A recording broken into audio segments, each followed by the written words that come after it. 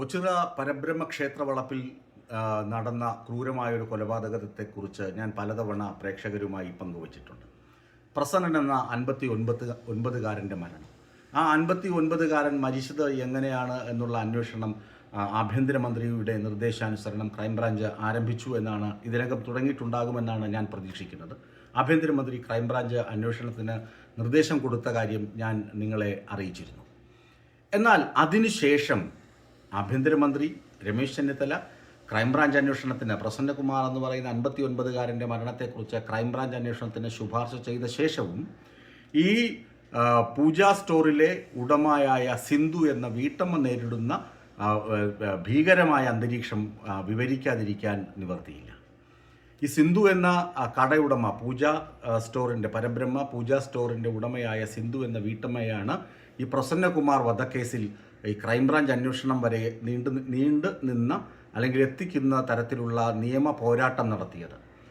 അവർ ഒറ്റയ്ക്കായിരുന്നു ആ സമയമൊക്കെയും. കാരണം ഈ പ്രസന്നകുമാർ തൻ്റെ കടയിലെ സഹായിയായിരുന്നു. തൻ്റെ കൺമുന്നിൽ വെച്ചാണ് പ്രസന്നകുമാറിനെ ശങ്കരനും മകൻ വിഷ്ണുവും അതുപോലെ തന്നെ ഗണപതി ആൽത്തറയിലെ നമ്പൂതിരിയും ചേർന്ന് അടിച്ച് അവശനാക്കി മൃതപ്രായനാക്കിയത് എന്ന് തൻ്റെ കൺമുന്നിൽ നടന്ന സംഭവമായതുകൊണ്ട് അയാളുടെ മരണം ആന്തരിക അവയവങ്ങൾക്കേറ്റ മാരകമായ ക്ഷതം മൂലമുണ്ടായതാണെന്ന പോസ്റ്റ്മോർട്ടം റിപ്പോർട്ടിൻ്റെ വെളിച്ചത്തിലാണ് സിന്ധു എന്ന വീട്ടമ്മ പോരാട്ടത്തിനിറങ്ങിയത്. അത് നീതി അർഹിക്കുന്ന പോരാട്ടമായിരുന്നു. അതുകൊണ്ട് തന്നെയാണ് ആ പരാതി ലഭിച്ച് അത് വായിച്ചു നോക്കിയ ഉടനെ തന്നെ ആഭ്യന്തരമന്ത്രി രമേശ് ചെന്നിത്തല ക്രൈംബ്രാഞ്ച് അന്വേഷണത്തിന് ഉത്തരവിട്ടത്.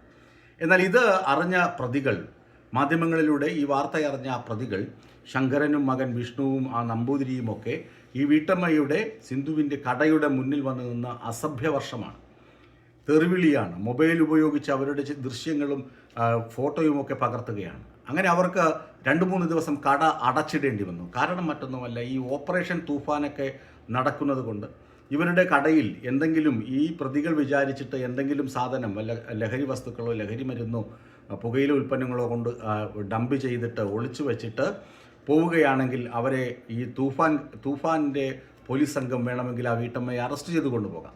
കാരണം ആ അമ്പലപ്പറമ്പ് നമുക്കറിയാം, പരബ്രഹ്മ ക്ഷേത്രവുമായി ക്ഷേത്രവളപ്പിൽ ഇല്ലാത്ത ഡീലിംഗ് ഒന്നുമില്ല. ഞാൻ നേരിട്ട് പോയി റിപ്പോർട്ട് ചെയ്തിട്ടുള്ളതാണ്. മലയാള മനോരമയുടെ ന്യൂസ് ചാനലിൽ കറസ്പോണ്ടൻ്റ് ആയിരുന്ന സമയത്ത് ഞാൻ അവിടെ പോയി റിപ്പോർട്ട് ചെയ്തിട്ടുള്ളതാണ്. അവിടെ കഞ്ചാവ് കച്ചവടമുണ്ട്,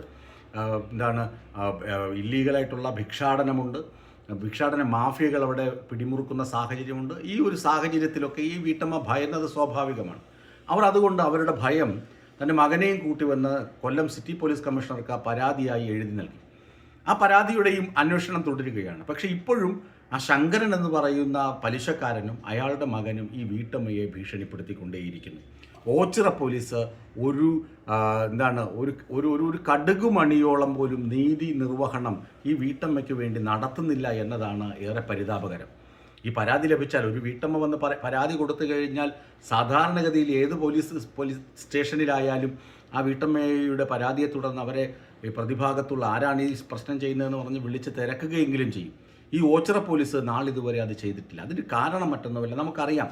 പരബ്രഹ്മ ക്ഷേത്രത്തിന് തൊട്ട് സമീപത്ത് തന്നെയാണ് ഓച്ചിറ പോലീസ് സ്റ്റേഷൻ. ഈ പലിശക്കാരനായ ശങ്കരന് ഇഷ്ടംപോലെ കാശുണ്ട്.